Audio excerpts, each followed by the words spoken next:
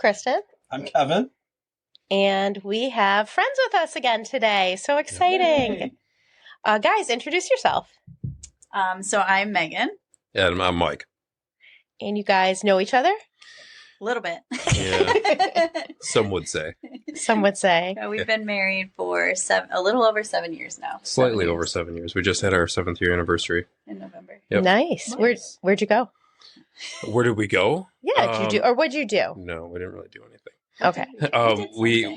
So we were going to do something, but we decided to pair a family vacation with my work trip in Atlanta. Yes. Oh, So nice. we drove down with all 3 kids.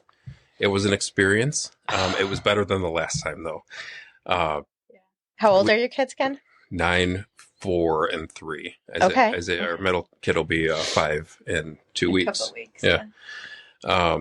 But we went down and we had a good time. I spent 4 out of the 5 first days in Atlanta, and Mike's brother lives about 45 minutes south of there. Oh, nice. So the kids and her stayed with them, and then I went down there the last couple days, Thursday through Saturday, and we had Thanksgiving. So that was cool because it was the week before Thanksgiving. Oh, nice. And then the week of Thanksgiving, we drove to the Ark. Oh, nice. Oh, how fun. And That was a lot of fun. That was so much fun. Everyone So who much fun. goes says, like, that's a must see. It was so cool. Mhm. It was cool to put, because they design it the size of the ark in the Bible. Yes. So it's so cool to because you hear the stories like, Noah had this boat with these animals. And Right. there was a ton of animals, but you look at the ark and you're like, wow, he Yeah. built that? Perspective. Perspective, exactly. It throws a whole new perspective on it.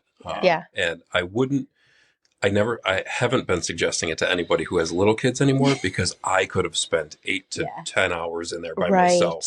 And if Amelia was probably Riley's age, maybe a little bit younger, maybe the youngest being 7, I think we would have had more time to really just take it all in.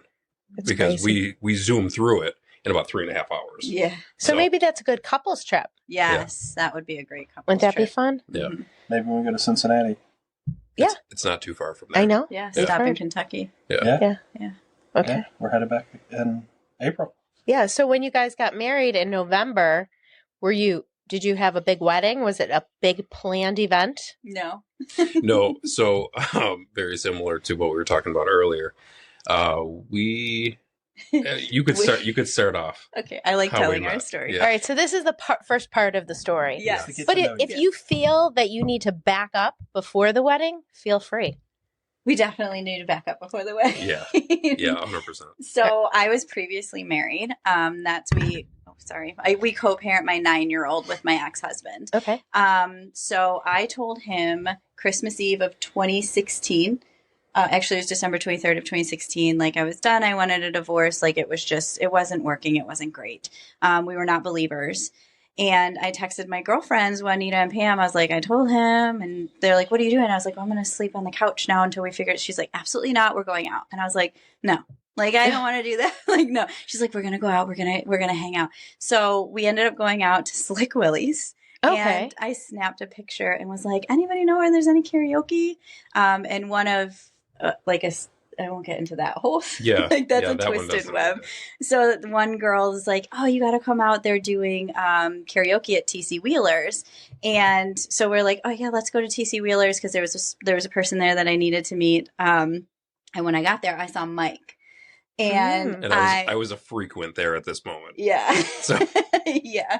So I noticed him and I asked this girl, I was like, hey, the next day I was like, hey, who was that guy? And she was like, oh, Mike. And I was like, yeah, Mike. And Wait, did you talk to him that first night? A little bit. A little bit. I was shy. Okay. A little bit. I was told that she was married. Yeah. So I was being respectful. Which she was. And she was. Yeah. So I was being respectful and I backed off for a little while. There was a girl who kind of had a thing for Mike, and that was who I asked about Mike. She's like, back off, get your own mic. I was like, okay, you guys got a thing, whatever. Get your own mic. Get your own mic. Get your own mic. Yeah. But she knew why we were out because I had told her, I just told my ex-husband I wanted a divorce, blah, blah, blah. She told him I was happily married. So, there was this, yes. But of course I did the girl See thing. what women do. Right? Yeah. Yeah. It was wild.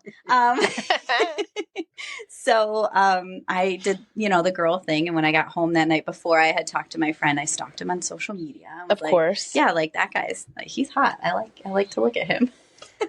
And I had heard that from our friend. He had heard whatever. So I didn't do anything with it. I didn't even friend request him. Then in February, he just happened to show up on my suggested friends on Facebook. And I eventually learned the story of what was happening with all of that. And my girlfriend, Kate, she was like, you need to add him on Facebook. I was like, no. That's way too bold for me. I'm not ready to step back in the dating pool yet. My divorce was just in the process. It hadn't even been finalized yet. We started the divorce proceedings in January, but it's late February. We're moving nowhere in New York State. So she's like, you need to add him. I was like, no. She's like, you're ready. Do it. And I was like, okay. So I added him. And almost immediately he added me back. And I was like, okay. She's like, message him. I was like, no. Yeah, right. Adding is absolutely one thing. Not. Yeah. But I did. So I ended up messaging him. And I was like, I don't know if you remember me, but we met at TC Wheeler's. And he's like, of course I do. How could I ever forget those beautiful baby blues? Oh, I had a lot of game smooth, right away. Back then. I don't know if I still have it. You still got game. Cool. So we went back and forth, and then I dropped, because I had game, maybe a little. I dropped a sweet line and was just like, well, I think you owe me a ride on your motorcycle because you didn't ask for my number that night. And he's like, done. So he was on. So I invited her out the very next night. Yeah. Yep. I was like, well, let's go get coffee then. And we did. Great. And I was working a 6 to 2 shift at the Air Force Base. But we stayed out till 2:00 in the morning, probably. It was late. Yeah. Wow. At Tim Hortons. At Tim Hortons in Tonawanda. Yep. What is that? Erie and Niagara Falls Boulevard. Yep. The one right at the corner there. Yep. Yeah. And he still talks about that. Because he said all these things that my face would turn red. And Oh, wow. I mean, I feel like you're blushing a little bit right now. So I still do have it. All right, cool. You still got game. A little bit. So that was in February of 2017. My divorce was finalized in March of 17. We started dating in April. We got engaged in June, right? And then we were married in November of 17. So it was when you know, you know. Yep. But then... Did you go out on the motorcycle in February? No, we waited on that. Okay. I would never. I rode with a bunch, so I did a lot of riding back then. Yeah. So the very first... one of the very first rides is the polar ride of the year, and it is very cold, so I did not invite her on that one. But I ride throughout the year. I've gone when it was snowing before. It's a passion for me. But he said the day that he proposed to me, he took the motorcycle out because he just needed to decompress. I needed some fresh air. That's cool. I needed some therapy. Yeah, some wind therapy. Yep. But wait, that was June though, right? Mm-hmm. Yeah, that was okay, June. so it was warm. Not polar. No, it wasn't polar. No, it was not polar, no. But yeah, so then we got married in November 17. We just went to Hamburg Town Hall. Did anyone think you were crazy? Oh my gosh, yes. Especially my family had a lot to say because I Her just dad was not for it. Yeah. Not at first. He's not like, a fan. Just give it time. And then I proposed to her that night, and he was like, bro, I said give it time. And Mike's like, I did 6 hours. Yeah, we had time. You didn't tell the time frame. Yeah, you said time, so I waited. But yeah, so they had a lot of concerns, understandably so. I had just gotten out of a divorce and fresh out of a divorce. How long were you married for your first marriage? We got married in 14 and we were divorced by 16. Oh, so it was rather long. quick. Anyway. Yeah, it was not very long. So we married in November of 17 and then January of 18 I shipped out to Afghanistan. So 2 months, not even 6-7 weeks after we were married, we were geographically separated, and Mike he always calls it, he was thrown into Insta Dad because we have a really great relationship with my ex-husband. So while I was gone, my daughter was 1.5 years.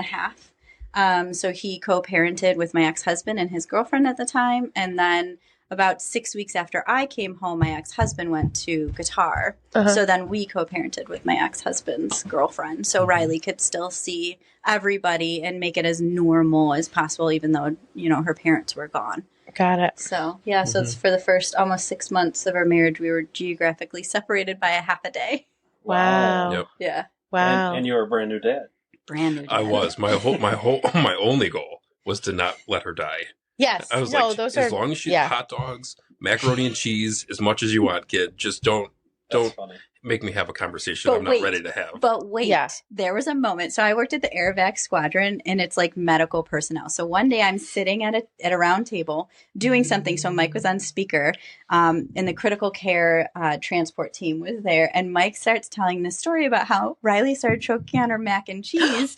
So he went in to scoop it out with his finger, and Got like it. everybody's looking, because I was like, "But you don't do that. You don't scoop it out." And all these nurses and doctors are like, "He did what?" Mm-hmm. That's funny. Listen. Wait, don't they tell you scoop? Like, is So there some kind of a scoop thing? Yes, that used to be a thing. Oh. It's not a thing anymore. But if you can 'Cause you can physically just push see it it, I'm very old. yeah, if so- you can see it, then you should be able to swoop it out. I have combat background in the military, and I was like, yeah, get it So out. you weren't all wrong. No, I don't think He I would- was. You just didn't have the most up to date information. Right. It still worked. She's still So here. what is She's the most still up to date now? Are we supposed to No I finger whack swoop. them or No. something? Yeah. Or? Yeah, you're supposed Yes, to like turn 'em flip them and over hit their chicken that- wings. It's like the seizure thing. Like that's when our daughter started with the seizures. They're like, "Oh yeah, like do I need to? No, just turn her over." I'm Yeah. like, Mhm. But that's a Like- tongue thing. That's not. Right. yeah, So but that- same thing. the You ma- still wanna macaroni just and cheese flip 'em comes out of around the and- Oh, hi, Anyway. Yeah. Yeah. I might have swooped too. So It's- sorry. Yeah, you got to do what you do in the moment, right? Yeah, she's still here. And Yeah. she's alive. She's She's not- alive and kicking. She's kicking. She's That's funny. Because I'm guessing she's the 9. she's Yeah. the 9. So- She is also ADHD, hyperactive, attentive, or inattentive subtype. So Yep. she's got lots of energy. It's all those hot dogs and sugar. Yeah, absolutely, absolutely. See, it's your fault. It'll circle back. It Don't will. worry. It always does. You just got to hold on tight for the teenage years. That's what we've been doing. That's what I've been doing. Yeah, I just keep I holding always on. say Riley has such a bold personality, and she speaks about the Lord so like boldly, and I love that. I'm like, if I can just survive raising this kid, Mm-hmm. Yes. girlfriend's gonna be CEO or like first woman president. Like she's doing things. She's doing things. Yeah. We knew that about Skylar too. Yeah, Our oldest was a high needs baby. Mm. I had that nursery all planned out and decorated. She didn't sleep one night in it. Not one night. You couldn't put her down. She'd scream. And when she screamed, First year. you thought she was going to die. Like, you would have been really scared. Like, you thought she was going to die. And so I had to, like, sleep holding her. It was Oh, terrible. goodness. It was so hard. I couldn't even shower unless I had her in a swing with a vacuum cleaner running right next to her for that noise. And then I got maybe 4 minutes of no screaming out of her. Oh, I mean, goodness. in and out. It was terrible. I don't even know why we had other children. But then I did read a book, it's true, that said high needs babies will turn into extremely motivated, determined teenagers, hard-willed, like Hard-headed. very Just keep saying it, Kev. Just keep saying it. adults. And, she wouldn't accept anything less than an A all through high school. She'd argue her way into everything. She's in law school and killing it. Yeah. Yeah, it'll be cool. At 7, Riley told me that God told her she's going to be a missionary. So, There you go. Oh, amen. Mhm. yeah, so that'll be to pray for my mama heart for that one. Yeah. Yeah. Well, you're prepared. You've got many years to prepare for that. Yeah, Too bad they go by so quick. I know. No doubt. They do. Mhm, yeah. All right. Yeah. So kept the baby alive. Kept the baby alive. Yep. And then I came home in May of 2018. And then we just kind of, survived the rest of that year trying to manage Riley and her dad being, geographically separated again.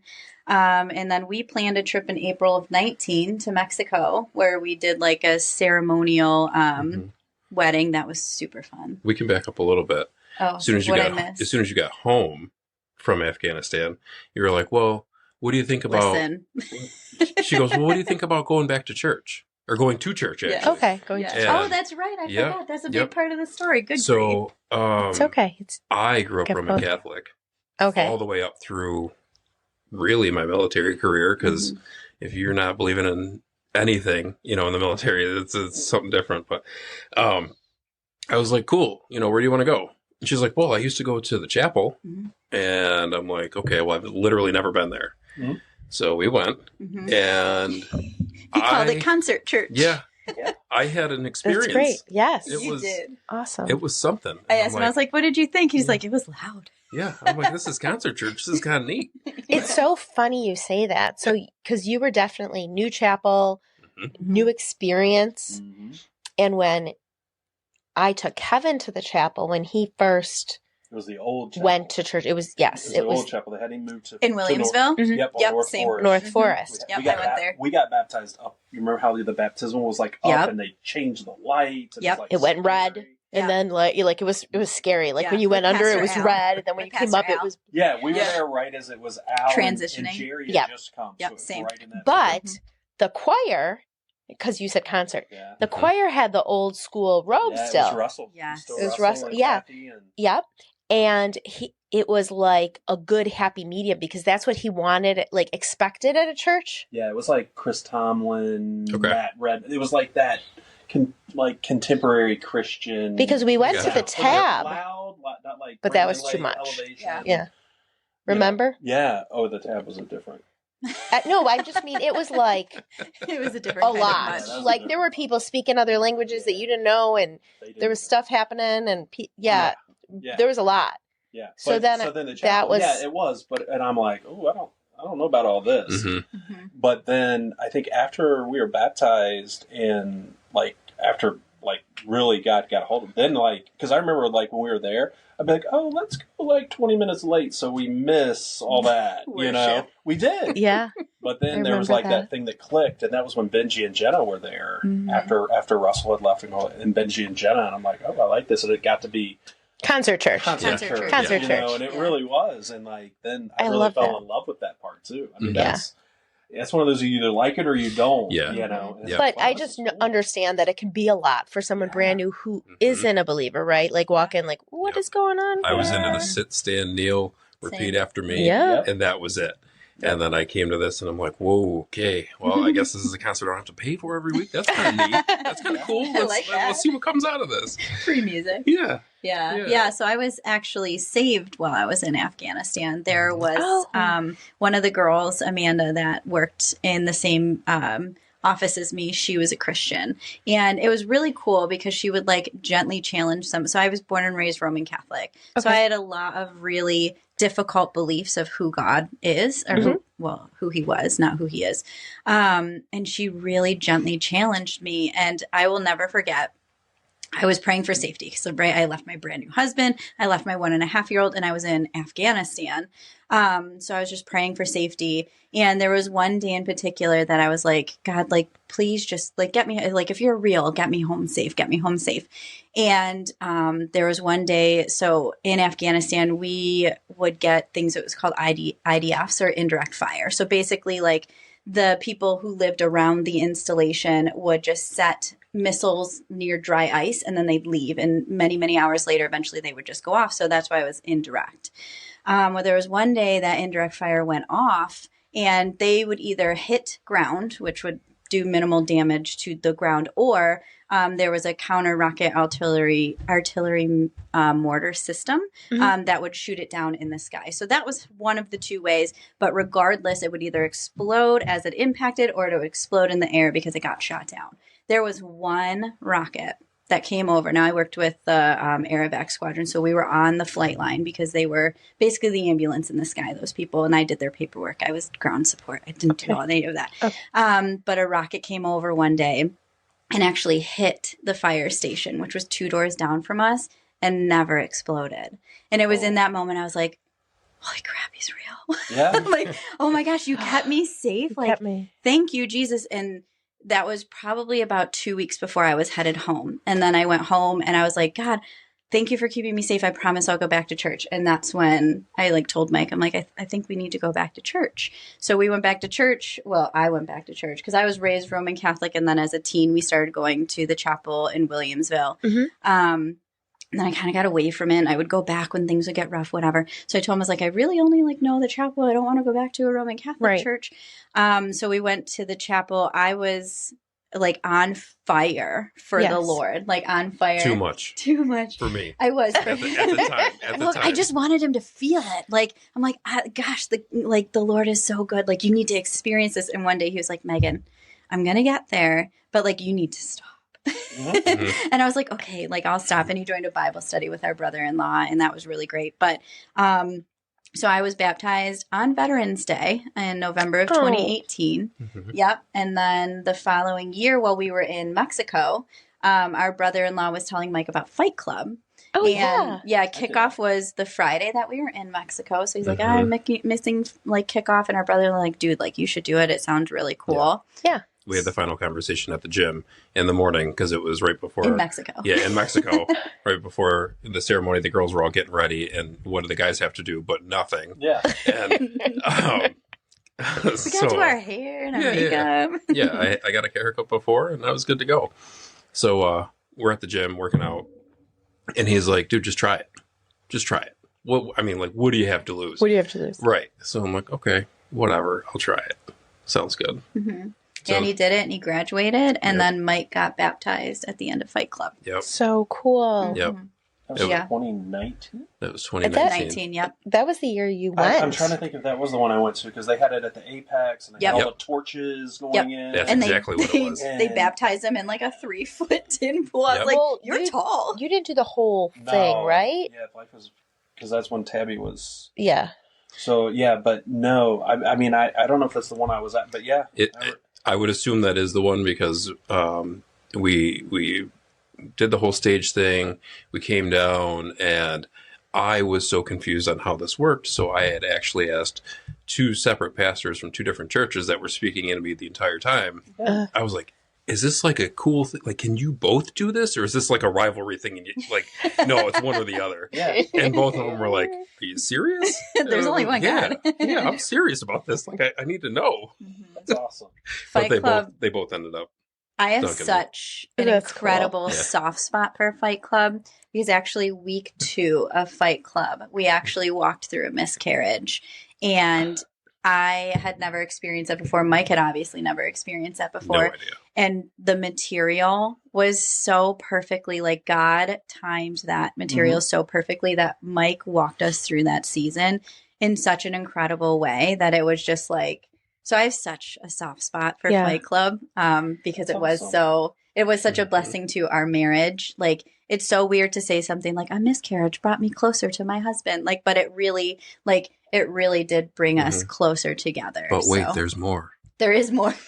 There's more. Just to interrupt real quick, it's funny you say that because I am a big proponent of that. If there's a man's ministry that speak to men, strengthen men, and give them the ability to lead, the women, the children, and everyone in the church will benefit from that. 100%, yes. Yeah, that's a Driscoll thing. Fix the men, you fix it all. Yep. 100%. Because, Yes, so in the good. statistics and everything as far as kids, with the dads engaged in church, the numbers are amazing. I listen to him a lot too. Yeah, a lot of Fight good Club. stuff. I even listen to him. That it's was great. good stuff. I mean, it is, and like just bringing the men together and doing that and like normalizing it that, hey, this is okay. Right. And the things you feel and, because so many times today, and we talk about that a lot, that it's not okay to be a man. You know what I mean? Yeah. You want to wrap a man into this box that's like the same emotions as her. And my emotions and feelings are not the same as hers. Preach. We complement each other and stuff,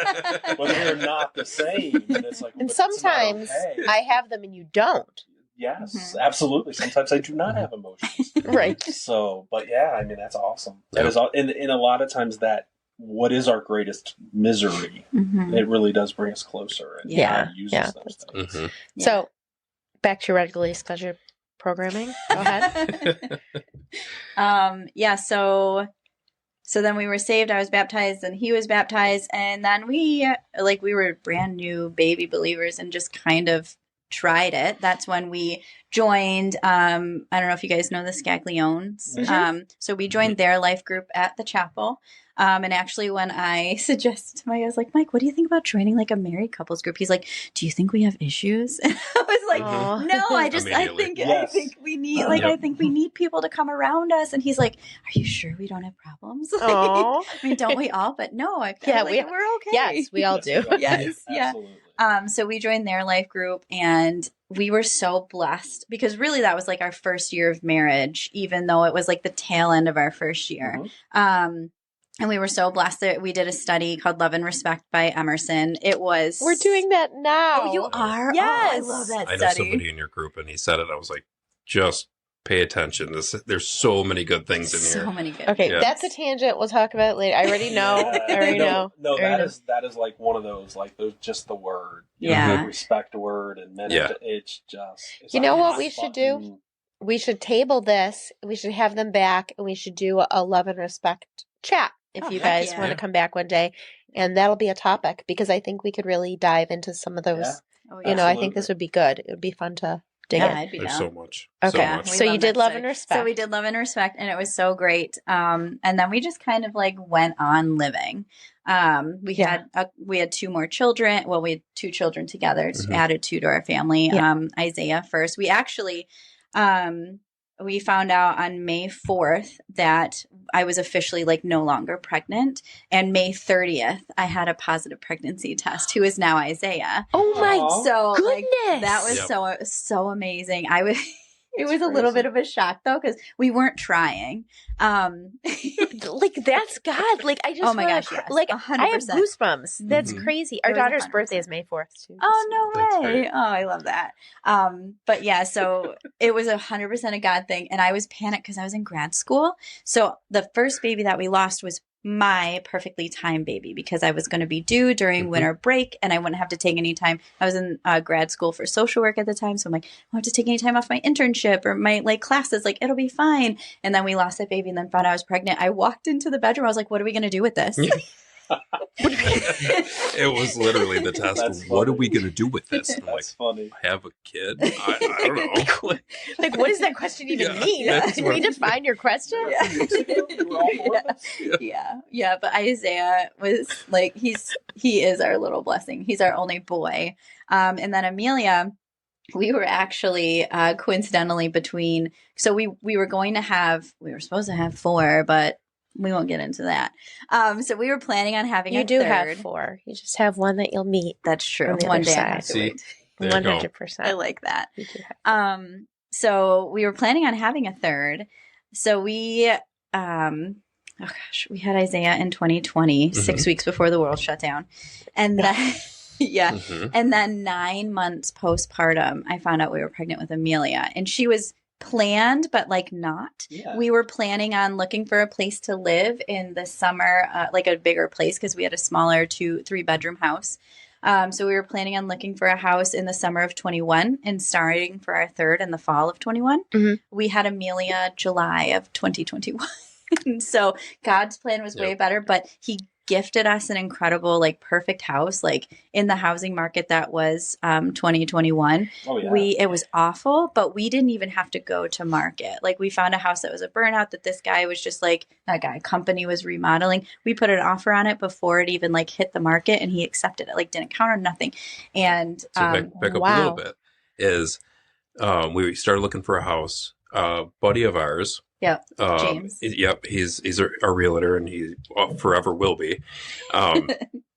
He goes, "Hey, I got this place in Boston. Is that too far for you guys?" I said yes. Yeah. And I said, well, because where were you living? Because in Hamburg, Hamburg. 10 minutes closer. Okay. But Yeah. I heard Boston and was like, that's too south. Like, that's too south. For Right. Well, me. see, when you were telling your story, I'm thinking, okay, well, we're in Tonawanda, we're all and you're in Boston. I'm like, that. How did that? So thank you. Now we know. Yeah. In my mind, I'm like, TCU, that's in Tonawanda. Yeah. That's Tonawanda. So Yeah, so you guys Niagara maybe should be Boulevard. North-towners. But, yeah. I grew up in the North Town. Okay. Yeah. Okay. Yeah. Okay. She did not. She grew up in the South Towns. Yeah. I grew up in West Seneca. I grew up in West Seneca too. Oh, nice. Yeah. I grew So up in Virginia. He grew up way south. You can hear it. Real You can hear South it. towns. Yeah. Real South Towns. I dig it. So he goes, I got this place in Boston. Is that too far? She says yes. I get the address and I go, hey, I've been a plumber for a long time. I put a bid in to do the plumbing at this house. I said, I know exactly what house it is. I said, it's a nice spot. Like, let's go look at it. So she could look at it. So we looked at 2 almost identical homes, both being rebuilt. The one, she walks in, she's like, yeah, I don't like it. I didn't like anything okay. about it. The All right. driveway was weird too. Like you would pull in the driveway and like it was long, but the house was here. The driveway went like this. So your car parked in the backyard. I'm like, no, Yeah. So then no. a week later, we go to the one in Boston. it's really not much different. And she's like, I love it. I'm like, all right, cool. Are you parking in your backyard? No, I'm not. Well, See? Exactly. See, she gets it. There's Also, things. Also, when we did put a bid on the house, it was all studs. And also, it has this beautiful big tree in the backyard, and I've always wanted there's a swing. Is it a weeping willow it. tree? No, it's I not a always weeping wanted willow. a weeping willow tree in my yard. I do love weeping willows, but no, it's just a big. Mike hates it because when the wind happens, it takes down our gutters. But it's okay. Almost took down a portion of the house, and then it did take down a portion of my neighbor's fence, and He's amazing. So cool. Oh, good. He's just like, well, thanks for helping me clean this up. I'm like, dude, it's my tree. You're Of welcome. course I'm going to clean this up. Yeah. So that house was definitely a gift from God because there was so many reasons why we shouldn't have got it. So then we just kind of went on living. Yep. The kids got older. They started doing things. And that's really where the biggest part of our testimony starts is when we got complacent.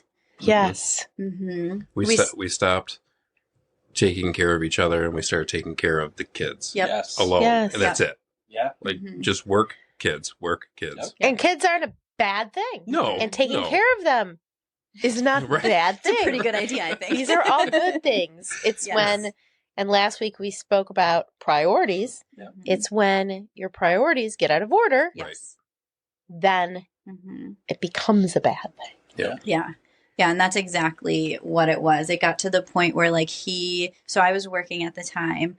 I would come home from work. He would come home from work. We would get dinner. The kids would go to bed. And then we have a sectional. I would sit on one side. He'd sit on the other. The TV would be on and we'd be scrolling through our phones. 9:30 would hit, be like, hey, you want to go to bed? I'd be like, yep, let's go to bed. And then there were this might be a little too personal, but I'm going to share it anyway. We can be personal. So it got to a point where I was so tired and so especially with the kids so tired and so touched out that I'd be like, oh, please don't let him try and engage any kind of sex with me. And I'm a touchy guy. He is. Physical touch is his love language. My love language is quality time. My love language is acts of service. Those are mine too. Hers is acts of service. Yeah, it's polar opposite. Yeah. But so I got to that point, and then there were even nights where he would try and initiate, and I was just like, how many times have I said no to him? Can I get away with it once more before it starts to impact us? So that's really where and it is hard when the kids are young, and we do talk about seasons. Yes, because especially breastfeeding moms, you get very touched out. Yes, and when they're young and close, we can understand those seasons. We can. No, I just mean the general. We can understand them. So yes, so that's why it's over important. Yes, to keep the priorities. And we talked about that, especially when I deployed. We bought the 5 Love Languages book for military couples, and we read it alongside each other while I was gone and he was gone. So we knew each other's love languages. I was just I knew if I would have gone to the other side of the couch to cuddle with him, that would have meant so much in the means of physical touch for him. And I just was I'm touched out. I really I don't feel like it today. Okay, let's just go to bed. So we just got into a real complacent rhythm. Right. And the more you do that, the more that becomes normal. Yes. Yeah. Right. And it just. Yes. Yeah. And we literally just started to grow apart. Yeah. Yeah. Yeah. So, do you want to talk about the next part, or do you want me to talk about it? I don't mind talking about it. I am a talker. Mike, you can start, and then if you need help, do we'll do a special sign. Kick the chair a little bit. Kick the chair. I don't know. Think of a sign Throw quick the bat enough. symbol. Go I I know. So mess. So we got complacent, and I started wandering, just in general. So looking around, whatever, not really looking. Were you working full time? Yes. And were you working full time? Part time. Part time. Okay. Yeah. Just go. So it wasn't. I wasn't looking, but I didn't not look at opportunities. Okay, cool. I still got it. cool, whatever. So an opportunity that started out super innocent, just a text here and there, whatever, quickly turned into something a lot more. Nothing where, we got together or anything like that, but it was, it could have gotten there. Yeah. It absolutely could have gotten close. There. But that's when, I'm in a men's group, and I was one of the original members, and that was really good. And at that point, in my mind, I was like, things are going well. I'm trying to branch off and do my own thing with this men's group, and that was in my mind. Right. It wasn't in anybody else's mind but my mind. And I'm like, I got this. And that's ultimately what failed it, was I got this. So, yeah. So it spiraled very quickly.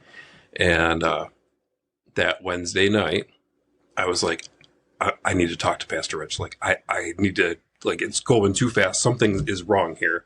And I turned around and Rich left. And I'm like, okay, well, I got this. Yep. More I got this. And I didn't have it. And I went to shower the next morning, and Meg grabbed my phone, went through it, and I came out to a very, very upset woman in my room. Rightfully so. That's where I say in that part of the story, I really feel like God's sovereignty stepped in that moment, because there was only one other time I went through his phone, and it was to find names because I was throwing him a surprise birthday party. So I needed numbers of his friends. Right. Other than that, in the 7 year, at that time it was 5, in the 5 years that we had been together, almost 5, it was during our 5th year. I'd never gone through his phone, but something that morning was tugging, you need to look in his phone. And I was like, I'm going to do this while he's in the shower, and I'm going to find nothing, and I'm going to have to confess to him. And I don't even know what is pulling me to want to have to go through his phone. And when I find nothing, because I'll never forget, and I mentioned this to him on the way over, when we first started dating, one of his oldest friends, Colin, has known Mike since many 30 years. Yeah, many years back. One of the things that Colin had said to me is listen, Mike, because he's got a colorful past. And he's like, Mike might be a little rougher on the edges, but one thing you don't have to worry about, he's a golden retriever. That was what Colin used. He's a golden retriever. He will never stray. So I'm like, why am I even doing this? What is it? And it was really just God tugging at my heart to I think, help pull him out, because he had gone into group early to try and seek Rich out. And then there was just, some bumps in the road, whatever.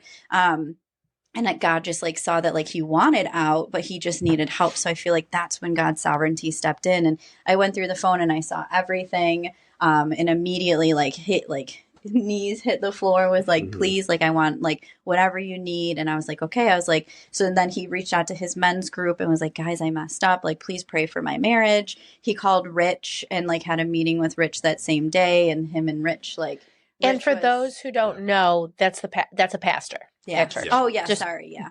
No, I just want to jump in. Yeah. So he reached out to Rich, had a meeting with Rich that same day, and then he came to my office at work. I had canceled all my appointments that day.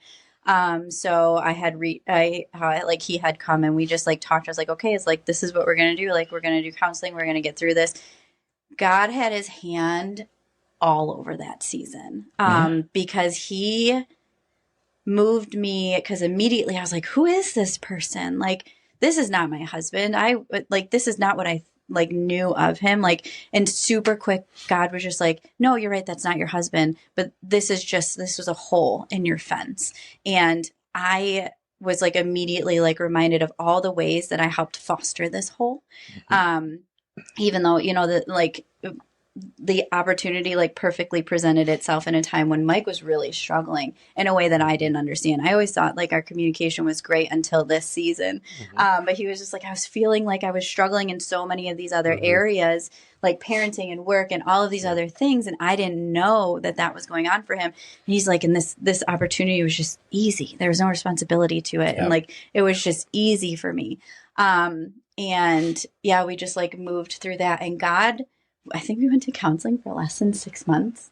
God moved us into like he immediately was like, Megan, no, like this is not your husband. This is just something that happened. And there was a hole in your fence, and it's an opportunity to learn and grow and like be aware that this is something that is a hole in your fence. But this isn't Mike. This is just something that happened. And he moved us through that season, I think, so quickly. And it goes back to like what I said about the miscarriage. It's so weird when I talk about this with other people and to say that like our marriage almost needed it. Yeah. It was a reset button that we needed. Yeah. So it was a reset all around with the men's group, with everything. I wasn't really opening up to anybody. Mm-hmm. You're a guy. Right. Yeah. I have this cool superpower that I'm sure you have too, where you can just lock things away and then they never come back. Yeah. Absolutely. But they do. Yeah. Well, and that was the one thing that Mike said too. He's like, when all of this was going on, I was just like, what was going on? He's like, I had it. And I was pulling further from God. Like I wasn't leaning into him and like, God help me like work through feeling like I'm struggling in this area and struggling in this area. Like help me through. Like, instead it was like, no, I've got this. Cause that was kind of Mike's mentality growing up, was he forever. Yeah. He had like I said, a very, very colorful, childhood where he had to rely on himself. So when the going got tough, he did what he knew. So we had to, and this is the other thing that like Mike and I talked about that was weird. I quickly moved into a place of like, okay, like divorce is off the table because this is not who you are. That's good. Yeah. And we were we were looking for a counselor. I was like, I want to find a counselor that's a biblical counselor. Because I was super afraid that if we went to a secular therapist, which I'm a therapist by trade, so I don't believe that, there's a good and bad, whatever. But I was afraid that if we went to a secular counselor, they were going to look at me and be like, oh, she's a Christian. She thinks she has to stay. And like, yeah, sure. I had biblical ground for a divorce, but like, I didn't want that. I wanted to stay. I wanted to work through this because I know who he is. And I knew that this wasn't him. So I was like, we need to find a Christian counselor to walk with us in this. And to clarify, the Bible doesn't say you have to leave if there is infidelity or if there is, but it gave the people at that time an out so that the woman didn't get stoned and, so many other things. Right. Yeah. So. Yeah, I think a lot of that, like we talked about on our last one, we were talking about the law of priority and stuff, but one of the other, it's a law of pursuit. And if we get complacent in that, especially with kids, and we got 4 girls, I love them, I love kids and everything, but in that season, especially when they're little, a lot of it is like, okay, go to work, come take care of the kids, I need to just relax. And when we do that, if we're not, another thing Driscoll says, you either pull heaven down or you're pulling hell up. But I talked about this in our last retreat. It's not even that. You either pull heaven down or hell will pull you down. You don't have to look for it. And as a guy, I sent Kristen a story the other day of this guy at Five Guys who a woman came in and propositioned him to have sex and all this stuff and kept making all these things. And she was making a video and stuff. And he's like, I'm a Christian. I can't do that. And when I sent it to her, her reaction was, how does that happen? In the same thing, I can be sitting in I can be whatever. And like something will pop on my watch or my phone and it's nothing I have looked or anything else. Right. This stuff just pops up. Right. And I'm sure you in the like a service industry and stuff, like you'll have people to open the door and you're like, wow, what you didn't want to get dressed today? Or that was what you knew I was coming. Yeah. And I've had that. And so when I say that to her, she doesn't understand that. But if we're not constantly in the word and pulling God into it and working on this, Satan will take every opportunity. Oh, look at this. Look at this. 100%. Oh, here's this. And it's an easy way. And I'm not giving that as an out for guys, but like I don't think, like, have you seen those stupid billboards with the plastic surgery thing with the woman? Yep. And I'm like, oh, there she is again. And it's like, she's like, what are you talking about? Or we'll be watching the same thing. And I'll be like, did you see? And she's like, oh, no. Because we see different things and 100%. It's just there. Yeah. And we're inundated with it. So. And culture will say, oh, that's because the guy is a pig or what. Like, it's very easy for them to say that. But it is so crazy when we actually talk about it, when we actually talk about this, how men are visually stimulated. Yep.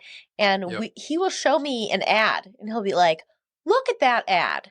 And somewhere on the ad, there'll be a girl in like a bikini. But I've read the whole ad and I'm like, what's strange about this? What it's selling? What is She's there a typo? He's like, the picture, and I'm like, oh, I didn't even look at the picture. Like, we literally are looking at the same thing and seeing two different things.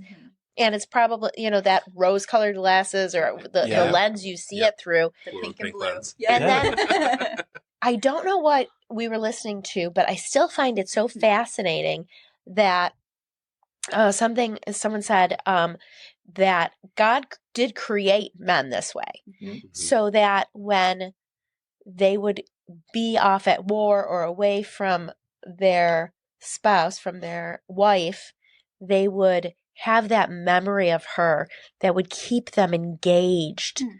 But in world driven like society Fallen of world. social I don't even know how nice to put it.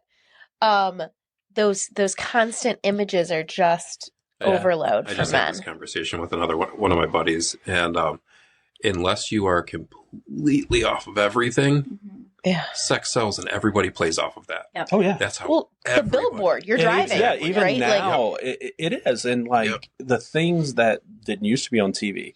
We didn't even have the internet. We didn't have phones that had everything in our pocket, so you relied on the TV and stuff like that. Now it's everywhere. There's you can turn on the TV. You can Super go Bowl for a halftime ride. show, or You know what I mean? Anywhere, and it's there. And I think that's why working on this is so important. Even more so, because it's not even like you don't have to look for it. It'll find it presents you. itself. Yes. Now on the other side of that, it's the same for women, but it's more a mental, emotional thing where, okay, well, if I'm not giving you attention, there will be somebody, if I don't give her attention, somebody will, and that's it. So we need to guard that. Yes. And we need to be pulling God down into our relationship to make sure we're headed towards him, because we can be all right as long as we want. And we have been in that. And it's like, we're really not all right. If we don't have God in the center, we're not all right. Yeah. Well, and that's when we made the shift. And prior to that, we kind of had our own walks with God, which, we spend our own alone time in the Word, but we prioritize every single night as long as we're together. And then even when we're apart, we prioritize reading the Bible together every single night, to the point where even my 9-year-old, I was talking to one of my girlfriends. I was like, who's a newlywed? I was like, if I could give you any advice, my best advice would be spend time in the Word together. I was like, Mike and I, we read time in the Word together, apart and together. And my 9-year-old's like, every night. And I was like, I didn't even know, she noticed that. Yeah. So cool. Yeah. So after that, that's when, and God so tangibly showed up in that season, to a point where we were reading and talking, and I literally could feel him sitting on our bed with us. He so tangibly showed up for us in that season that like I said, it sounds so weird, but I'm it's like a reset button that our marriage needed. And that was a gift, right? That was a gift, because how many people don't have something that makes them stop in their tracks, and then they keep going.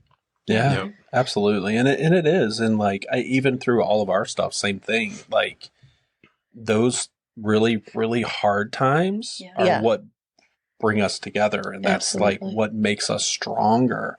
Yeah. And with us, that's when we started reading different things and doing different things. And I will tell you now, years after, it's all the same. And I was saying this to her the other day, I've read so many marriage books, both Christian and secular and stuff. It's all the same.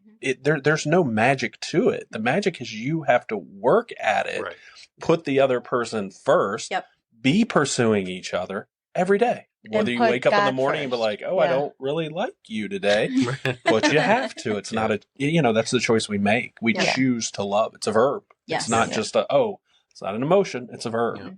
So you guys read the Bible together every night. What else do you put in practice? The one of the biggest priorities on top, like other than reading the Bible together, is his Wednesday night men's group. To the point where like I really want to go and serve, because I serve in with the middle schoolers. Like I would really love to go and serve with the high schoolers, but it's on Wednesday nights, and we have 3 kids, and all of our babysitters are high schoolers that go to our church. So that is the other thing, is that we really prioritized Mike having that time with men, because like you said, like the man drives the household. He needed to be connected with other godly men. Yeah, have accountability. Yeah. That's that's one of the biggest parts. Is Meg moved into a season of forgiveness very fast, which was really great for me. Because I didn't. And even like right now, there's so much shame, and you know, you don't want to talk about it, and you know why. You know, why talk about it? Because then you look like a schmuck. Yeah. But not if people are real, because we've all and we're all broken. And that's where we're at now. And I was having a conversation with somebody earlier at church, and he knows a little bit of the story, more of the story than I probably lead on to believe. But he goes, when you had your first kid, like, were you ready? Well, no. Well, what about your second? Well, no. Never ready. So yeah, right. Are you ever actually going to be ready to talk about it? And I'm like, well, yeah, you're right. No. The answer is no. Yeah. That's wise. That's wise. I like that. And I was like chatting. So I'm like good friends with Jordan Bennett, because he's the youth pastor and we're the coordinator. So Jordan and I are pretty close. And I'm like telling him, like, I just can't wait for Mike to be ready, because I've been like waiting, like going at his pace, because like, although there was lots of things that I did to, again, contribute to fostering that hole in our fence, like Mike is the offender, for, you know, lack of better words. So I was like, okay, Mike, like when Mike's ready. So like over the summer, I was like, Mike, when you're ready, it'd be really cool to do a marriage group that has like this theme centered around it. He's like, yeah, that would be cool. We should talk to Rich. I'm like, right now, like today? And he's like, yeah, why not? And I was like, well, I just want to make sure like you're ready for it. And then like with this, I was like, hey, like Kristen and Kevin are doing this really cool podcast. Like we should like try that one day. He's like, yeah, like start a group chat with us. I was like, right now? And he's like, yeah, absolutely. So like using the same thing with our miscarriage, like I so openly talk about our miscarriage. I've been connected with so many incredible women who've walked through that season. Likewise, Mike has been connected with their husbands, because it's so different between the husband and the wife, that I was excited when he was ready to be able to step into a place to allow this chapter in our story to be like, to be a story of hope, to glorify God, because God was so in it with us, that I'm like, I can't wait to tell people how great and how cool and how awesome God is, and how he moved us, because he moved me to a place of forgiveness in literal days. Like it was literal days, to the point where like, I'll never forget our first Sunday back to church. Mike was a little bit of a mess. And I was telling him like, bad. Yeah, it was bad. I was bad. It wasn't bad. I was bad. He was in a rough place. And I like, remember I was like rubbing his back. I was like, I forgive you and God forgives you. You need to forgive yourself. Yes. And that was days. Like everything came to light on Thursday. So Sunday was 4 days later. I was in a place of like, I've forgiven you and God's forgiven you. Now please forgive yourself. It took me weeks going to the men's group. And I got talking with a couple close, confidants, and he goes, and I'll never forget this. It was a couple weeks after, because I was still in the same spot. I'm like, this is like Groundhog's Day. Yeah. It just repeats and repeats and repeats. And I'm like, Meg's moving in a good direction. And I'm like, no. Yeah. And he goes, so what did Jesus die for then? And I'm like, bro, stop being logical. It's so good. It is. Yeah. Yeah. So, and I don't think I would have gotten that anywhere else. Yeah. Men that have been around for, at that point, a year and a half. New guys come, new guys go. I never really spoke. A lot of people knew that I was in a hard spot. Yeah. Because I just literally sat there. Yeah. Didn't say a word, didn't do anything. And I'm like, shut down. Yeah, I'm shut down. And I'm like, man, I suck. Right. And then, like I said, a couple of close buddies, we got talking, and he's like, so what did he die for then? Just answer me that. Just think about it. Yeah. Well, I don't want to. I don't want to. I'd rather just sulk. Yeah. You know, so I'm like, okay, yeah. And it still pops up. The box still unlocks every once in a while where I'm like, what an idiot. You know, what an idiot. But like, that's the thing, right? We have to lean on each other because there's going to be times when we are all failing. Mm-hmm. Like, I do terrible things to hurt you. You do terrible things to hurt me. And we need to forgive each other. Mm-hmm. And I'm guessing she's not perfect. No, gosh, no. So she's going to need your grace. You're supposed to say yes. Like, it's not just you. I know. Like, I know. It's all of us. Yep. Yeah, and that was good what he said, because that's something that we say, and I do say a lot. I mean, if we could do it on our own, right. we don't need God. Yeah. We didn't need Jesus. And that's the biggest thing. And we're just, what a scary place to be. Yeah. You know, what a scary, scary place to be. If I can do it on my own. And I think that's like one of the biggest things in marriage. Like, we've been trying that for the last 50 years or so. I mean, God's plan worked for thousands of I'm not 50 yet. Don't date me. But no, we've been, as a society, we've been doing it the last 50, 75 years. Marriage worked for a couple thousand years, and now people aren't even getting married. Yeah. And the ones that do get divorces or are miserable. Yep. We changed. It didn't change. We changed. 100%. You know, we took him out of it, and it's like, no, we can't do it on our own. And then even when we pass through that trial or forgiveness, whatever, like, we're not there, right? No, like, we're it's still, always, you gotta do there's going to be something else. We're still going to fail on something else. We're still, like, it's just continual. Yeah. Right. Yeah. Well, and that was like the big thing for Mike, like when we were in therapy, like he's like, and I was a failure in this and a failure in this and a failure. I was like, oh my gosh, I didn't realize he felt like he was failing in so many places. Yeah. And I was just like, you're not a failure. Like, I always like tell the kids, like, you made a poor choice, but that doesn't make you a bad kid. Right. Like, you made a choice that wasn't wise, but that doesn't mean that you're a failure. That doesn't mean that you're not a good husband. Like, it just means you're human. Yeah, you're human, and you made a choice that hurts. And all right, let's go. Let's move on. Let's do all the work to manage the feelings. We are messy. Maybe we should just rename the podcast We Are Messy. Messy people. Sure are. But I think that's good too, Mike, that as a guy, I think that's where a lot of guys live, though. Mm-hmm. Like, we will make a mistake, and maybe it's a big one, maybe it's a little one, but that's in our head. Oh, yeah. So it's like, well, I already screwed up, so what?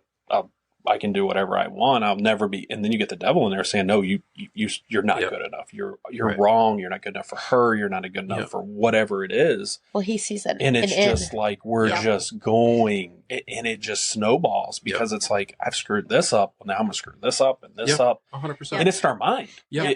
It's a choice we make. That's like, we're listening to these voices. Mm-hmm. And that's why, like, the men's group and stuff, it's so good, because I think the biggest thing, as guys, we're alienate ourselves. Oh, 100%. Like, we don't. So good at it. It's not like we're going to walk in a room and say, hey, I did this, or I feel really bad about this, or, you know, we don't. Whereas women will. They'll be like, oh. 100%. Yes. It's like, guys, we don't do that. So having that atmosphere that we can analyze walk in. everything about it. Yep. Yeah. And we don't want to. We may admit to it, but we don't want to talk about why. It's like, oh, we did that. You know? Yeah. So I don't know what study it was in, but it was talking about the guys versus the girls. And like, when I come home from a men's group or come home from a Bandits game or whatever, you know, I got band season tickets. I love going. And she's like, oh, what'd you and so talk about? Work. Stuff. Yeah. Or, you know, vice versa. She'll come home. Oh, did you guys have a good time? Didn't even ask what they talked about. Yeah, we talked about this and this and this and this and this and this and this. Welcome to my world. I need to know all the details. Right. Yes. And it's like pulling teeth where I'm like, just tell me what he said. Yeah. I know. I don't remember. I'm like, so you just sat there and stared at each other? I said that to him. I'm like, I know you didn't just sit there and stare at a wall. He's like, well, no, we talked. I'm like, about what? What did you talk about? Right. And when mom tells you something, and then she'll be like, later, she's like, well, I told your husband, didn't he tell you? And I'm like, No. No, it wasn't an important detail. Thank you. Yeah. It didn't really matter. Right. Even if it actually is an important detail. Mm-hmm. Well, so-and-so's pregnant. Oh, how far along? I don't know. Yeah. They're going to have a baby. Oh my Right. gosh, yes. I don't know. Around the same time as, so 9 months after they conceived. I don't know. two of my employees, both of them. Oh yeah, Both, this was just a couple weeks ago. I'm not going to mention names because I don't know if it's out, but but both of them are having kids around the exact same time, and they both work for me. So I was like, oh yeah, so and so's wife's pregnant, and so and so's wife's pregnant. She's like, oh, how far along? That's so cool, blah blah blah, because she knows them as well. And I was like, I don't know. Nothing. I have no idea. Yeah. That wasn't important. All I heard was they're pregnant. Cool, congratulations. Oh, you know what? That's similar to teenagers. Yes. Yeah, it is. I just realized. We're making connections between men and teenagers. Oh, Yeah. wow. Men and teenagers. But I think the other side of that, I've been on the other side where it's like, she'll ask, oh, somebody had a baby. Well, what did they have? A baby. A baby? Yeah. How big? Baby size? I don't know, because it does. Yeah, And they baby may size. very well have said it, but it didn't matter, you know? It's Right. like, that's not me. Right. I don't care. So, I mean, and I think that's something guys have to work on. And that is a Jimmy Evans thing. I know he talks about it in 4 Laws of Love and Marriage on a Rock and stuff, where he talks about that, that need. Like, she needs to Communicate, yeah. know Yeah. the stuff we don't need to know. So, Yeah. and he also says, just at that time, it won't kill you. Sit there for To 20 minutes sit every there night. and just like have that first initial, okay, you can ask me anything you want. I'll just sit here and listen. You won't die from it. Even though you, Right. as a guy, you may feel like you will.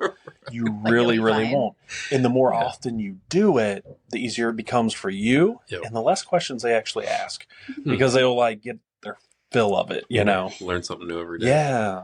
Huh. Yeah. But Now that, I know the tricks. yeah, Yeah. that is a good trick. So, what would you guys say is your number one secret sauce that you have? Intentionality. Yeah. That word, we got talking, me and two or three other guys, and they're like, what's the one word that's been smacking you in the mouth this last couple of months? And I was like, intentionality. Mm-hmm. If you're not intentional about each other's time, if you're not intentional about being in the Word, if you're not intentional about chasing after God, if you're not intentional about XYZ, whatever that Telling XYZ your is, story. telling Yeah. your story, Mm-hmm. if that intentionality isn't there, if you're not intentional about looking for the opportunities to grow, because that's an uncomfortable spot in your life, Mhm. how do you grow? And it's not by being comfortable. Yeah. That's how I didn't grow. Yeah. Yeah. That's how all this came about. Yeah. It's the intentionality behind it. God wants us to chase after him. Mm-hmm. If you're not, what are you doing? You're just stagnant. Yeah. Making just room sitting there. for holes. You're making room that's room good. for holes. And that was ultimately my biggest bounce back, is that I was like, okay, well, I'm going to start reading more. I'm going to start doing this Yeah. and actually doing it, and actually being Doing it. intentional about it, and just doing the dang thing, because if you're not doing it, then you're not doing it at all. And you can't build a habit if you don't start the habit. Yeah. So And that was cool. He did this last round of Fight Club, and they did like an hourglass, and it was like, draw a line where you were saved. And he drew a line, and then there was like another exercise to draw a secondary line. So Yeah. So that that hit me hard too. So I got baptized in 2019, Mhm. right? 2019, and then all this happened, and then I got re-energized. So it's like, okay, yeah, I got baptized. I knew what it was about. I knew the feeling. It was awesome, but I wasn't filled with the Spirit at that point. Right. I wasn't. Right. And then all this happened, and I reevaluated everything, and I'm like, this is that fire that she had 5 years Mhm. prior. Yes. And I was like, just get away from me for a little while. And I was like, okay, Should've here it listened is. then. Here it is. Yeah. And that was the biggest bounce back, was Yeah. being intentional and just chasing. And it's not only that chase after God, but it's the chase after Meg as well. Chase Yeah. after the spouse. And we got some really great advice because we were linked with another couple who had struggled with infidelity in their marriage. And the husband had said, you know, like before you even start your day, just like meet in the kitchen, like, hey, good morning. How can I pray for you today? Like, what's going on for you today that like I can be intentional about praying for you? And there's been times where like we'll skip over that and Mike will text me, be like, hey, I just want to let you know I'm praying for you today. So definitely that intentionality of really just not just like walking the walk, not just talking the talk, but walking the walk of like, God really is the center of our marriage and we're being intentional about putting him there and intentional about keeping him there. So especially with like my love language is quality times and the way he shows love is through acts. Like you cannot get more separated than that. And he's like, I'm working I'm working extra hours to provide more for the family because you want to take the kids to Disney. And I'm like, just sit on the couch with me and talk to me. So it's being intentional too about speaking each other's love languages as well. Disney is expensive. I know. And we haven't taken the kids there because it's expensive. And that's okay. I know. They'll survive. I know. I will say the good thing about the love languages, 25 years in, they change. Like as time, not 100%, like, but you can see them kind of shift and morph in seasons and stuff like that. I do agree. And I think also it's because we change toward each other. Absolutely. And when I know that you're doing something that's showing love, then I actually am receiving it that way too, because I know that your meaning was through love. Yeah. You know, we know each other better. Yeah. And I think that's it, the intentional thing. And I think the good thing about marriage is, you know, the one quote that I've been married 15 years to 15 different women because they do change, but that's what keeps it interesting. That's what keeps that pursuit interesting. Because let me tell you what, a young woman to a mom to like teenagers to like those hormones change and things change and like they change, you know, and as the seasons in life go by. But it's that thing that if we are intentional about pursuing, that's a good thing because like you're like dating, like we do date night every Friday. It's like I'm dating someone different than I was last year or the year before, definitely 10 years ago. Yeah. Right. You know, but it's good. It keeps it interesting. And, you know, that's one of those things that's good about God. We do change and we grow. Yeah. And we get to do it together. Yep. And thank God for seasons. Yeah. The seasons pass. Yes. They sure do. I still say the absolute best parenting advice that I ever got when I had the monster baby, when Skylar was screaming and right? No, it's that someone said to me, this actually will pass. Yeah. Because you are up at night or whatever the season is that you're in, or they're not sleeping or they're not napping or they're not whatever. And you feel like this is just gonna be your life forever. Like this, like that's how you feel. So it does pass. Yeah. Yep. Yeah, absolutely. That's they're not up at night screaming anymore. I mean they are, but they're not like that's different screaming. Go to bed. Different screaming. Yeah, please go to bed. Be quiet. Yeah, ours are now potty calls. The 3-year-old. Oh, that's funny. Yeah.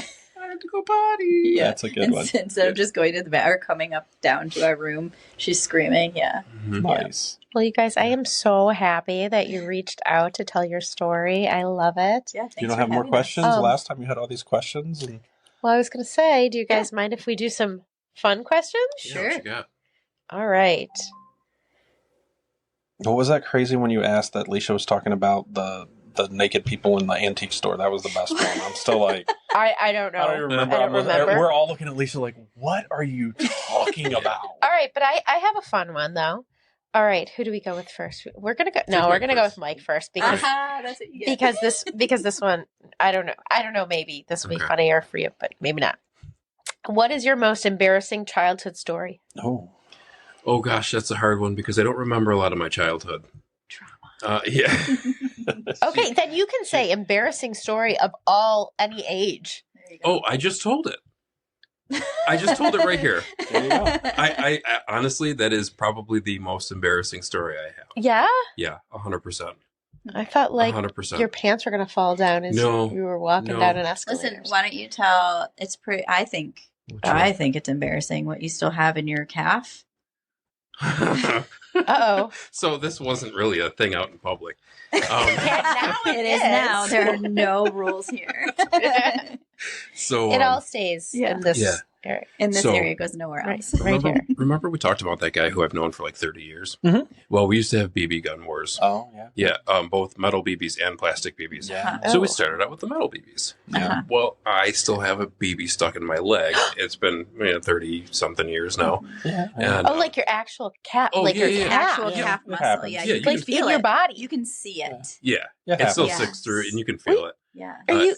It's weird. It doesn't bother me at all. But it's probably like It's- leaking. No, You no, probably something should have it into removed. your- It's by part of now. It system. would have. It's a part of my story. Oh my god. So he grew up normal. See. Yeah. He grew we- up normal. I have a scar right here from a bottle rocket that Oh, here we Oh. go. shot me. Okay. Yeah, you used to use put snowballs. And They're going gonna to compare scars. Listen. Oh, yeah, yeah. No, there's a lot of good stories like that too. We moved on to plastic BBs, and and we still didn't get face masks. No, Um, no. So we were in his basement playing BB gun war in the basement, and he's like, "Hold on, I'm gonna shut this light off."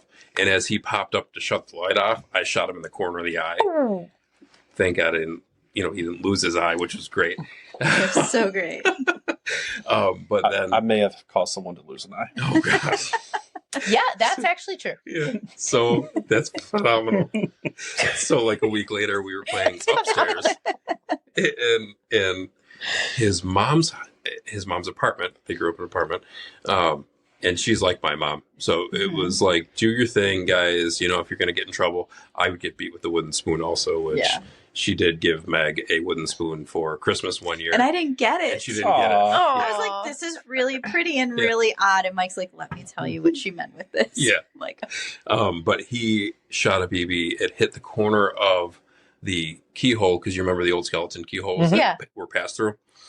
Hit the corner, broke, and actually hit me right here on, Oh the, my on the gosh. inner side of my eye. mhm. So he kind of got me back. Yeah, very even. But she's still vacuuming up BBs to this day. nice. And That's they awesome. are still like super tight friends. Oh yeah, we Like, Oh, this I love that. stories he We tells me, I'm like, fought why are you before, guys like, still friends? fist fights Like, the whole yeah. night. Yeah, on Yeah. the front lawn, Nice. and yeah, it was Yeah. it was a long history.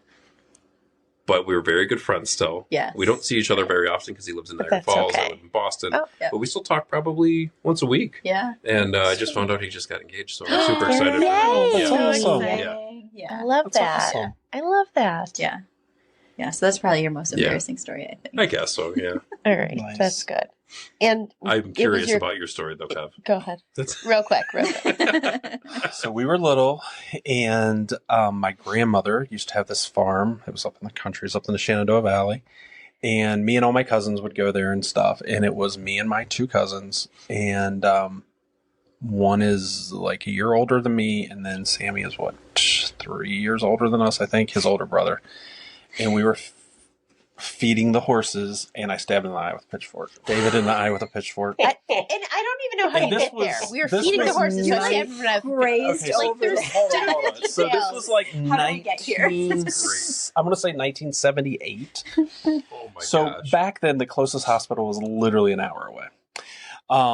Yeah, this is like back in the mountains in the Shenandoah Valley, and seriously, and so it was. I don't even remember. And the barn was like down the hill. You've been to the house, but the barn set down the hill, and so it's just me, Sammy, and David. And like I said, I probably was I was 4. No, I was 7. So I was either 3 or 4. So I mean, David was either 4 or 5, and Sammy was probably maybe 8. All right, you poked him. This happened when you were like Yeah, we 3 were or little. 4. We were little.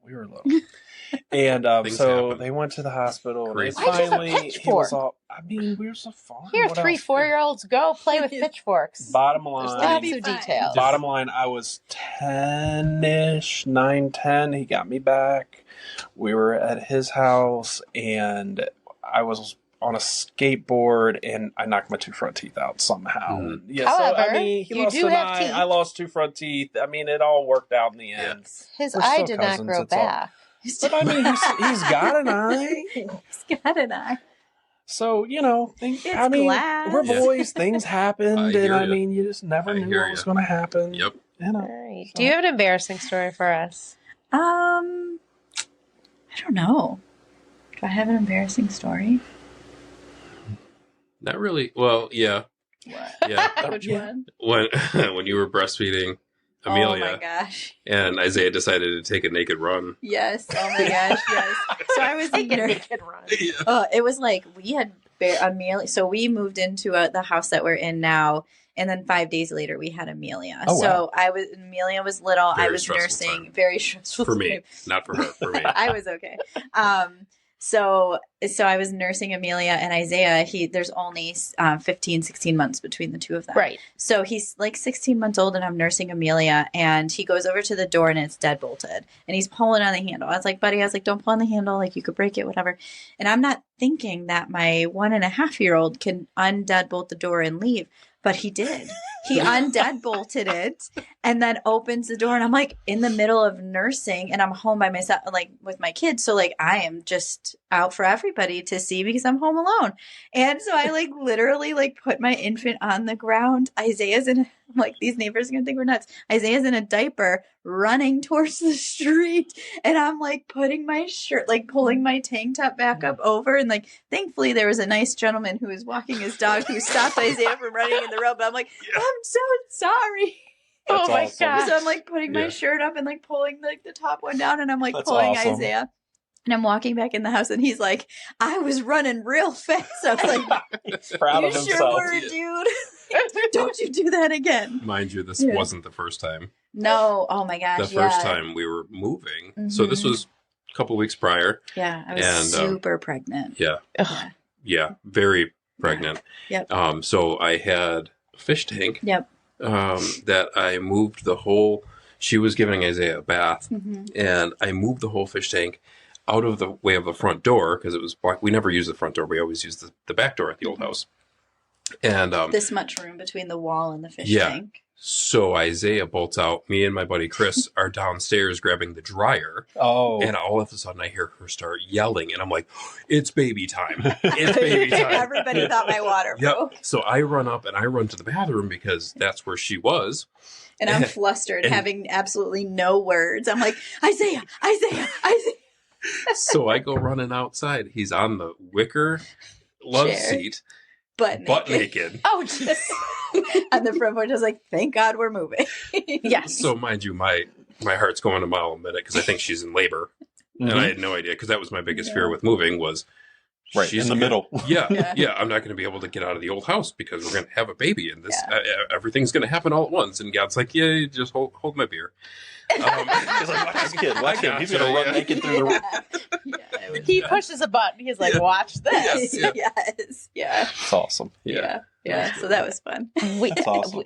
Which reminds me of, we had this little dog Oh, when I was pregnant with that's what it reminds you of. Trinity. Yes, because Kids are like dogs. this little dog that This my dog was 2-year-old would open the door and the dog would fly out the door like Oh. Every time. and we got this dog from the SPCA, and the reason that it was a min pin. Yep. And it was cute and little, and apparently everybody wanted it. So like the morning, do you remember the morning that it was up for adoption? Like it was on the, like there was a line to get this dog.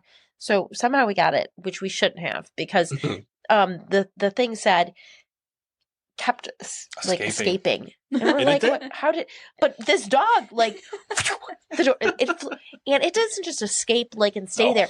It just Blocks. ran. That's Like, great. so I had little time gone. a 2-year-old, a 4-year-old, and I was pregnant. Now, when I was pregnant with number 3, Oh, you're big. I was huge, like massively huge. Like for a full month before my due date, people would look at me and go, "Are you still pregnant?" And I'd be like, yes, I am, jerk. "Yes, and I'm still going to be pregnant for another month." So shh. Like I was like out to here. It was just miserable. Every Sunday, Jerry's wife Edie would be like, "Oh, you're still pregnant." No. To Krista, she would. Can we stop talking about it, please? Like, yeah, there was no, and at church everyone would ask me that. But so, and it was summertime and it was very hot, and it was August because Trinity was born in September, and so Tabby would open the side door and Sasha would go flying, and I was pregnant. So I was this crazy pregnant woman with running through the neighborhood after this dog. So when you said you were very pregnant and he ran away, I was like, all I could think of was me chasing this stupid dog. That dog was awful. Like, pregnant out to wherever. That dog went back to the SPCA. It's like, it's yours. Yeah, we did not keep the dog. No But don't worry, I'm sure it was well loved and adopted by all these people that wanted it, that Locked were much away in a better cage. than 2 tiny toddlers and a crazy pregnant woman that the dog flew. Yeah. And then the other thing that it reminded me of, you said Isaiah kept running outside naked. Is one of our daughters. Now I can't tell the story. That was a long time ago, right? Or was this recent? No. she would go outside. And like we had this what is it? What stone bench? It's in the backyard. Yeah. But if it wasn't on its pedestal, the pedestal was open. Like it was a like there was it looked like 2 logs, tree stumps and this. But it wasn't stone. solid.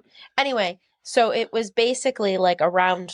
I would take the top off in the winter and maybe put it back sometimes. So she would go outside, take her clothes off, and poop in it. Phenomenal. That's amazing. She was like 2, That's yeah. great. Also, so she was probably doing that while I was chasing the dog through the neighborhood. And so basically, anyone who judges a mom of little kids, or has never had little kids, just don't. Yes. Just it's chaos. It's just know it'll be fun. chaos. Yeah. Chaos is a good word for it, but it's fun chaos. Yeah, I it is. agree with that. You never know. Right. So many stories. Right. So many So stories. yes. So many stories. Okay, yeah. so another question, and Okay. we'll. Okay. Oh, here's a really good one. Oh. What is the weirdest thing you've ever eaten? Ooh, that could be bad. When I was in Just Germany, Afghanistan. Oh, okay. when I was in Germany, I forget what it was, but it was a mix between like snail and something else. But it was like a delicacy, and because when I would go to places, I'd be like, what is, like, I want to try the local food. So I would ask like a local person. So I asked the server, I was like, what is it that, like, if so let's say for all intents and purposes, I'm an American visiting. I'm not, I'm local, I swear. Yeah, I'm not, I swear. But let's just say that I am. What would you say, like, if you had to, because, like, you come to Buffalo, you're like, you got to try the wings, you got to try the pizza. I'm like, what would you say for German? And they said this word in German that my ancestors would roll over because I'm mostly German. And they were like, yeah, you got to try this. And I was like, okay. They're like, do you want to know what it is? I was like, no, just put it in front of me. That was my first mistake. And you asked after you ate it? I tried it and I was like, there's nothing good about this. So the server came back. He goes, how did you like it? I'm like, I hated it. What was it? And he was like, it was snail and something else. I was like, I should have asked. You like that nasty escargot? I do. Yeah. No, it was not escargot. See, it was worse like, than that. it had like, raw clam. It had like a raw clam consistency. I haven't had raw like, clams. Yeah, no, it's like a big booger. It's a German booger. Like a big German booger on a plate. It would be really funny if Mike was like, oh, that's funny. My weirdest thing is a big booger. That's where Isaiah gets it from. Yeah. So funny. Yeah, He so does not eat boogers, for the record. No, he doesn't. He just puts them on the walls. Oh, there you go. Yeah. Recycling. Yeah. This is Recycling. basically, we should rename this episode, How to Embarrass Your Kids.